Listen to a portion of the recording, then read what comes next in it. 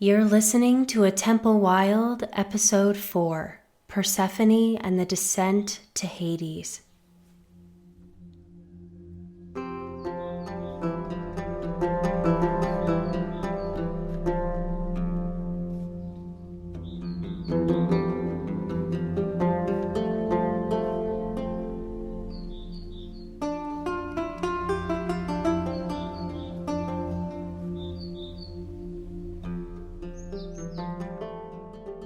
Hello and welcome to A Temple Wild, where we rediscover the myths of the ancient Greeks through the plants and landscapes that shaped them. My name is Ecstasy, and today we'll be exploring the myth of Persephone, the young goddess who is abducted by Hades, the god of the underworld, to be his bride. And as it's springtime here in Greece, it may seem like a rather strange time of year to be discussing a descent to the underworld, an event that is most often associated with autumn and the dying away of the earth's bounty. Especially since Persephone's story is most notably associated with the pomegranate, a fruit that does not come to ripeness until October. But her story actually begins right now, in springtime, when the wildflowers are blooming and the earth is awakening from the cold, long winter. Now, Persephone is first a youthful spring maiden, innocent and childlike, wandering in fields of Narcissus and Asphodel, when the god of the underworld comes to take her as his bride. And while her disappearance inspires her mother, the goddess of grains, to instigate a worldwide famine, in the end it is Persephone who is changed forever by the experience, later becoming an equal to Hades and ruling beside him as a queen in her own right. Like many people, I love this story. But because of its popularity, I find that some folks tend to have very strong opinions about what her story teaches us. Some focus on her abduction, what was later to be called the rape of Persephone. They focus on her powerlessness in the face of an arranged marriage, and they comment primarily on what the story tells us about the role of girls and women in ancient Greece, and how it connects to gender today. Others focus on the bond between Persephone and her mother, Demeter or Demetra, who scours the surface of the earth looking for her daughter and threatens the very survival of humanity with her grief and rage over her daughter being taken. And still others insist that it is simply an origin story for the seasons, a way of explaining the earth's barrenness in winter and its ripeness in spring and summer. But what is most interesting to me is Persephone's transformation and her resulting dual nature. She is both an innocent young maiden and a powerful queen of the dead. She is likened to the life-giving force that shoots forth in the spring, much like the Narcissus and Asphodel flowers with which she is associated. And she is intimately tied to the ripening and decay of the pomegranate in autumn, a food that is considered a fruit of the dead. And although it is her mother, Demetra, goddess of agriculture, who is most commonly associated with wheat, barley, and other cereals, many depictions show Persephone holding a sheaf of grain. Indeed, the very origin of her name is one who strikes or cuts the sheaf of grain, and this points to her importance in the harvest aspect of the agrarian cycle, even though she is most often referred by her youthful epithets, the most common being Kori, meaning maiden or young girl, and Thespina, meaning Mrs. or mistress. So today I want to look at this dual nature of springtime youth and harvest queen, but more specifically at the moment when that transformation happens, the pause in her story that we don't actually hear that much about. When she first enters the realm of the dead and comes face to face with the unseen. What happened to her in the underworld? How did the descent itself give her power? And what can we learn from her story? And of course, we will do this with the help of the plants, specifically the Narcissus, the Asphodel, and the Pomegranate.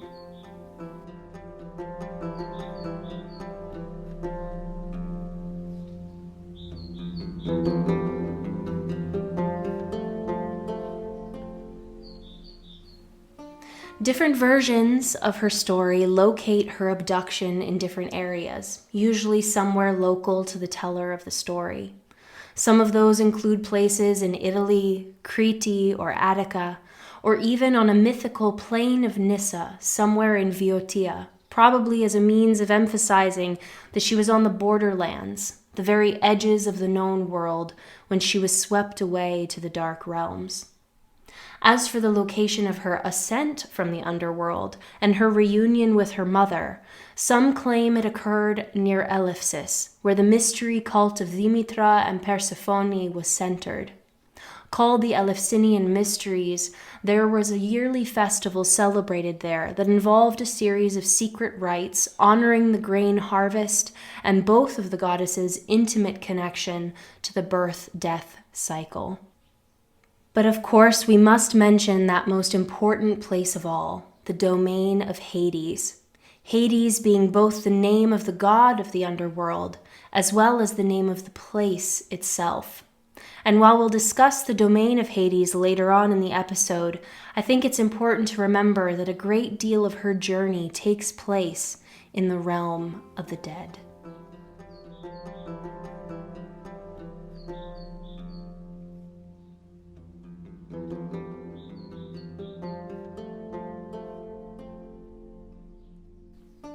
Persephone was a young goddess, daughter of the great thunder god Zeus and the grain-giving goddess Demeter.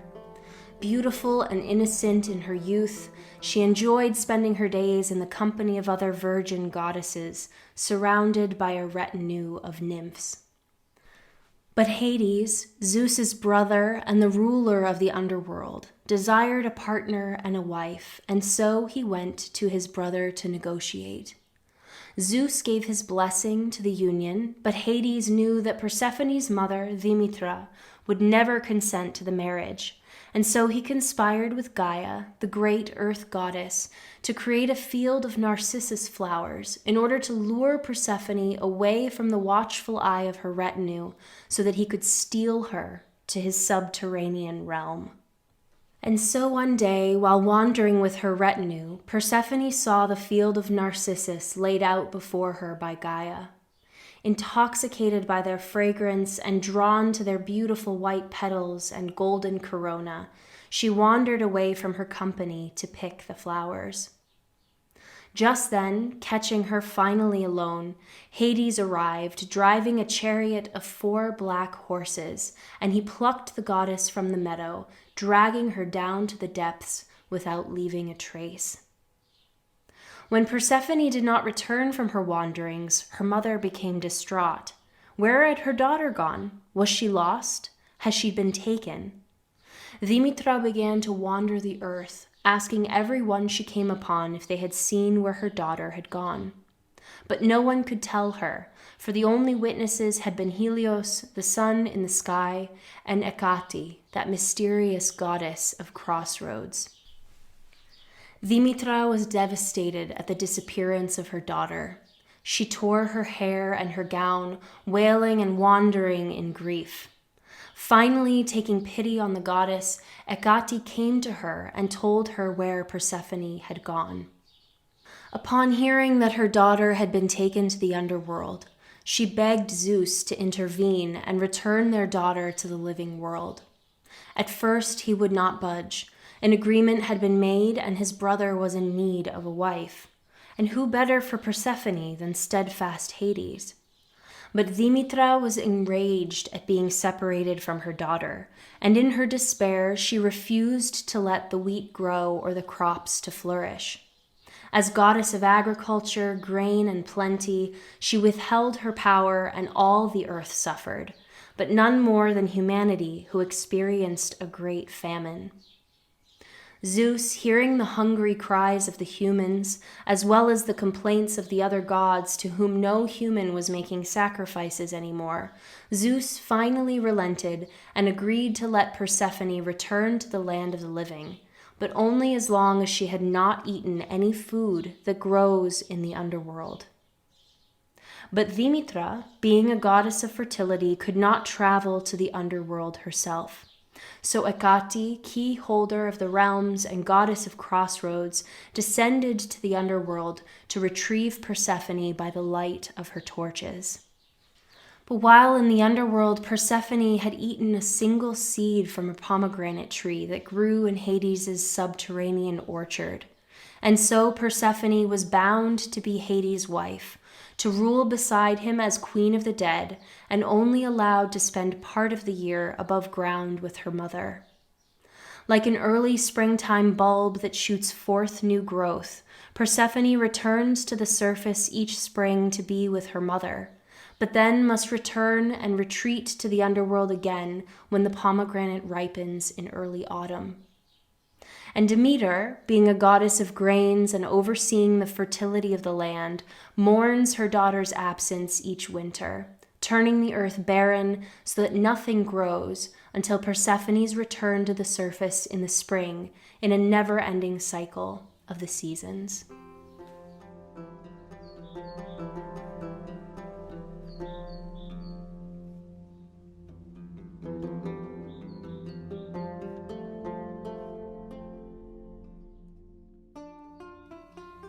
When Persephone begins her story, she is springtime personified. She is eager and new, comfortable in her youth. She is wandering with her retinue, holding company with other virgin goddesses, carefree, innocent, and maybe even a bit naive. But when she sees the meadow of narcissus flowers, intoxicating in their color and their scent, she is lured away from the safety of her retinue by their beauty. Now, the narcissus, which you might remember from our very first podcast episode, is a perennial bulb in the amaryllis and daffodil family, with 6 white tepals around a golden corona that looks like a crown. And in Greece, this is the Narcissus poetica or Narcissus tazeta. The flower blooms in late winter and very early spring, one of the first shoots to return, sometimes even amidst the frost. It prefers damp meadows and banks of streams and rivers where it can lean close to watch its own reflection in the waters, just like the youth narcissus from whom it takes its name. As a flower, it symbolizes awakening, the thawing of our hearts and our bodies to the full spectrum of feeling. It reminds us that while it is tempting to remain numb and self-protected by winter, there is great beauty and love to be found in the vulnerability of self-awareness and springtime blossoming. And so this is the beginning of Persephone's rite of passage, her descent into the depths of herself. She is lured away from her naivete and her youthful numbness into a field of intoxicating flowers, whereas she is confronted and overtaken by Hades. Now, it's easy here to imagine that this is a metaphor for Persephone awakening to her sexuality. After all, this is a story about an arranged marriage, an abduction, and some even call this story the rape of Persephone, which implies that it's based around a sexual violation and the loss of her virginity. But let us pause for a moment and consider the meaning of Hades' name, the unseen, Hades. He is the hidden one, the ruler of the dead. And let us also remember that Hades is not only the name of the god, but also the name of the place that he rules, the unseen realm. This is a place laden with the effects of human mortality, of mourning, and of death. So for a beautiful, naive, and innocent youth like Persephone, what does it actually mean to come face to face with the unseen forces of death? This part of her story brings to mind those personal and collective moments when we also come face to face with the unseen. The death of a loved one, the end of an important relationship, the termination of a career, a life-changing accident or illness, a natural disaster, a pandemic.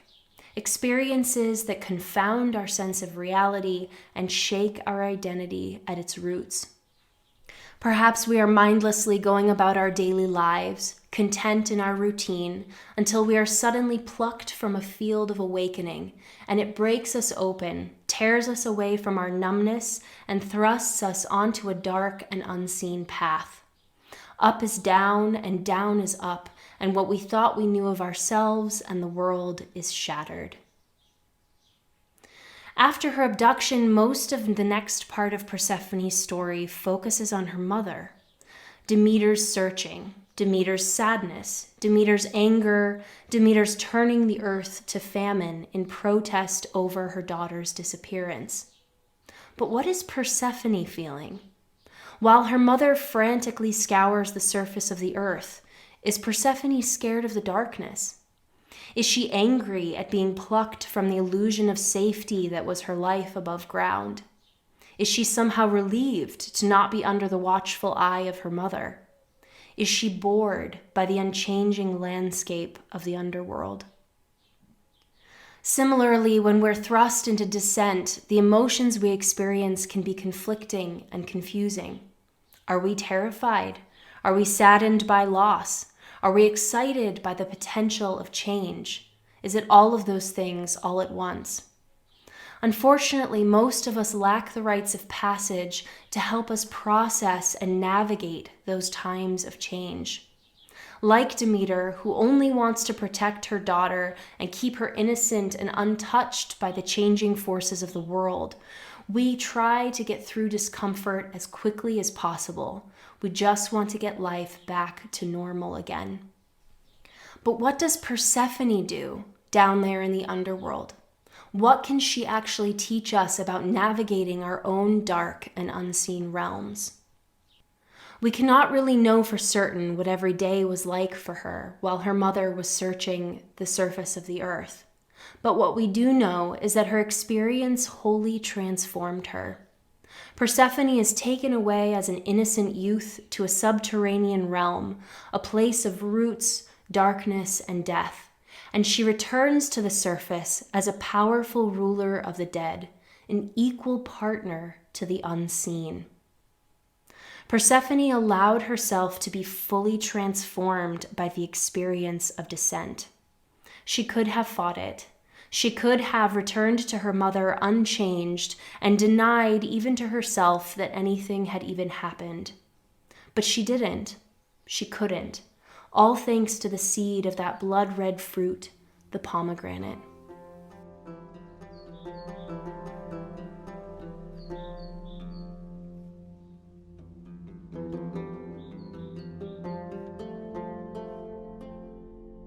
The pomegranate is a spiny, deciduous shrub or tree with red-orange tubular flowers that transform into large red fruits that can contain anywhere up to 1,400 seeds. Ripening as it does in autumn, just before winter's death, the pomegranate is a powerful symbol of mortality. Its multitude of blood-red seeds symbolize life-giving fertility as well as the inevitability of death. Now, you could argue that Persephone was tricked into eating the pomegranate seed. Or you could say that she just didn't know that eating the fruit that grows in the realm of the dead would oblige her to return to the underworld each year. But in one version that I have heard, she is actually given a choice by Aves to return to the surface, to remain her mother's daughter, unchanged and youthful, or to stay in the underworld and accept her place beside him as an equal ruler. And let us imagine for a moment what it was like for her to make that choice, to let the unseen undo the person that she was, to let the darkness transform her so that she could become something new and powerful. In the end, she chooses to eat a seed of a fruit that grows in Aves. She consumes it, takes it into herself. The unseen becomes part of her, and she now holds contradiction in her very nature. She is springtime, youthfulness, and fresh new life, as well as a powerful ruler and a consumer of the fruit of the dead. Like the fruit that must die in order for new life to spring forth from its seed, Persephone is the life-giving force of death. She now literally holds life and death within herself, and it is that very contradictory nature that allows her to cross the threshold between the living and the dead twice a year. Now, for those of us raised in a culture that is afraid of death and decay, this can seem terrifying. Why willingly eat the seed? Why let go of youth's eternal beauty and growth? But our fear comes from our separation from the land. Many of us live in cultures that fail to acknowledge the importance of quietude and rest, the wisdom that comes from elderhood, and the cyclical passage of the seasons. Instead, we are obsessed with ascension, with ideas of eternal growth and unceasing productivity, with escaping the body and the organic processes of death and decay. But I think we know instinctively that power comes from rest. Like a narcissus bulb contracted in winter, we are asked to wait in the subterranean realm of dark soil and cold roots. Like the pomegranate seed, we must incubate in the dark. But we are not without our guides. Even when we are navigating through transitions, especially when the threshold is dark and the new reality that awaits us is unknown or uncertain, we can turn to those who bear a torch to help us through the unseen.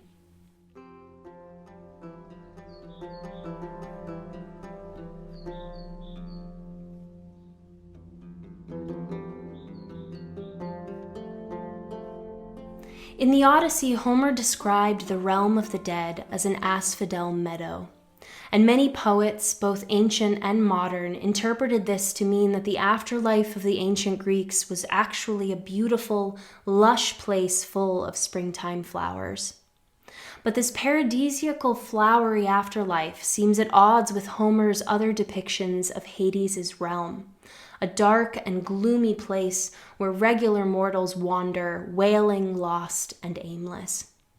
Most contemporary sources try to justify this connection between Hades and the asphodel by saying that it is the asphodel's ghostly appearance and gray-green leaves, as well as its tendency to grow in disturbed or even rocky areas, that solidify its link to the underworld. But anyone who has met the asphodel in person knows that it is anything but ashy or gray. Some asphodelus species are white, yes, but they're far from ghostly, with a gorgeous flower spike of star-like flowers reaching up to the sky. They look to me more like candles or torches, a field of flames against the blue. And while asphodel can grow in disturbed and stony ground, I've also seen them in lush green areas, usually along the borders of fields or paths, blooming wildly with other bright springtime flowers for company. So what are we to make of this contradiction? On one hand, Homer's underworld is depicted as a dark, gloomy, and desolate place for regular mortals, and probably quite a terrifying place for the young Persephone to find herself after a life of wandering on the surface of the world. And on the other hand, the underworld is associated with springtime flowers blooming in lush fields, very similar to the meadow where Persephone found herself plucked by the god of the unseen realm. Linguist and historian Steve Reese makes an interesting argument in his article Homer's Asphodel Meadow that, quote, the solution lies rather in a very ancient, in other words, pre-Homeric association of the asphodel with the afterlife, though not necessarily with the underworld, an association that may go back to the indigenous culture from which the Greeks borrowed both the flower and its name. He continues, like most cultures throughout human history, both ancient and modern, the Greeks held complex and sometimes contradictory views about the afterlife. This complexity was probably a result of the syncretism of several different cultural traditions. I actually see this complexity as an essential aspect of the Asphodel's nature and integral to Persephone's story. The Asphodel holds contradiction in its nature. It's associated with the realm of the dead, but is also an early springtime bulb, just like the Narcissus. And interestingly, in English, the word daffodil is even derived from the word asphodel, and sometimes the Narcissus is referred to as an asphodel. And so the asphodel itself stands on the threshold between cultural traditions, between winter and spring, between fertile and rocky soil, between the realms of life and death, just like Persephone. And some stories say that after Persephone's abduction, it was Hecate, that liminal goddess of crossroads and gateways, who took up her torches and went seeking the young goddess in the underworld. And it was Hecate, a goddess who literally holds the key to the other realms in her hand, who would later open the gate to the underworld each spring and autumn in order to let Persephone cross the threshold from the land of the living to the land of the dead and back again with the seasons. And so it is not surprising the Pausanias says that on Rhodes, statues of Kore, Persephone, and Artemis in her form as Hecate were both crowned with asphodel. To gaze upon a field of blooming asphodels is like looking upon a field of white or yellow torches, their tall spires like a flame of stars. And even the branching asphodel looks to me like a candelabra, and I imagine Hecate taking up an asphodel against the subterranean dark, lighting the way for Persephone as she crosses the threshold. And similarly, when going through life transitions, where the outcome is unknown, the asphodel can be called upon as a guide and a companion through the dark.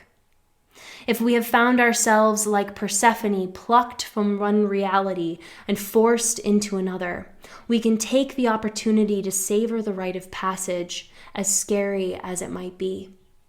Taking up the light-bearing asphodel, we can traverse through dark corners of our own psyche with bravery, fully engaged on the path as we walk from one reality to another, even if we're not completely sure where we will end up. Holding its shape in our mind's eye, gazing upon an image of the flower, or visiting the plant growing in the wild or garden, we can wrap our hand around the spike and imagine ourselves taking up a torch to illuminate our path across the borderlands and into the unknown. Whether before your altar or the living plant, sit with your eyes closed and repeat the following devotion, imagining yourself traversing through dark and unknown territory. Asphodel, torch of Hecate, guide and guard me as I journey across the boundaries and into the depths to face the darkness of the unknown.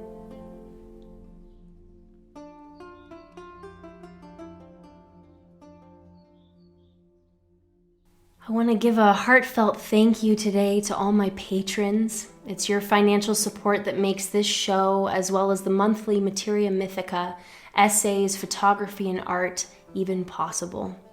I'm so grateful for your joining me on this mythic journey. And if you're not yet a patron but would like to join the community, you can find out more details on aTempleWild.com. And if you're not able to support at this time, I also have a free monthly newsletter, The Parchments, where you'll also be able to know about new writings, episodes, offerings, and art. And as always, if you'd like to download a transcript of this episode, leave a tip in the tip jar, or send me a personal message, you can do that on aTempleWild.com. Thank you so much for listening today. I hope you have a wonderful day, and I'll see you next time.